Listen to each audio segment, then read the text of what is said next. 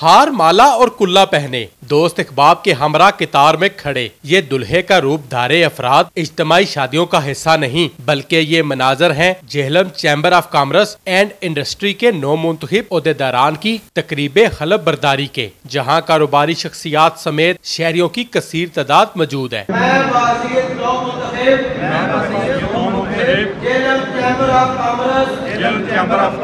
दूल्हा बने इन अफराद से जब पूछा गया कि कैसा महसूस कर रहे हैं तो मुख्तलिफ ख्यालात का इज़हार किया गया। याद तो आता है, फिर अब दिल भी खराब होता है, वो दोबारा से वो रिपीट करने को दिल करता है।